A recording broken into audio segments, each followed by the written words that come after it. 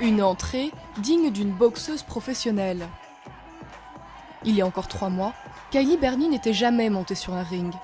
Mais après des semaines d'entraînement et un régime draconien qui lui a fait perdre 10 kilos, cette enseignante de maternelle est prête à affronter son opposante devant un public de 500 personnes. C'est incroyable, je ne savais pas que j'avais toute cette colère en moi. Je frappais le punching ball et je m'effondrais par terre en larmes. Mais ça m'aide à concentrer cette énergie. Avoir 3 mois pour convaincre quelqu'un de tenter un sport où on va constamment le frapper au visage n'est pas très facile. Ils apprennent à donner des coups de poing, à se déplacer, mais surtout à prendre des coups au visage. Et c'est la partie la plus difficile en boxe. Banquiers, traders, avocats, depuis 2007, ils sont des centaines, pour la plupart des cadres éduqués, à participer à des tournois de boxe amateurs à Singapour. Il faut débourser 200 € pour y assister. Les recettes sont reversées à une association caritative.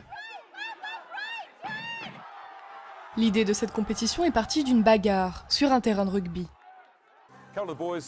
2 personnes ont commencé à se battre, à se donner des coups, et on s'est dit, plutôt que de leur distribuer des cartons jaunes et des cartons rouges, mettons-les sur un ring et organisons une soirée de combat. Et à partir de là, on a appris à organiser un tournoi de boxe. Venu de Grande-Bretagne et des États-Unis, le phénomène gagne toute l'Asie. Chaque année, des cadres de Singapour affrontent ceux de Hong Kong.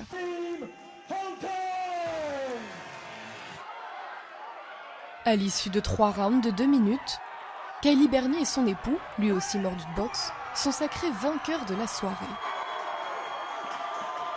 C'est absolument incroyable. Tous les deux. D'avoir tous les deux gagné après un si long chemin, c'est une sensation incroyable. Pour eux, 3 mois de sueur, de larmes et de régime drastique prennent fin. Il est temps de troquer les gants de boxe contre une tenue de soirée pour célébrer leur victoire.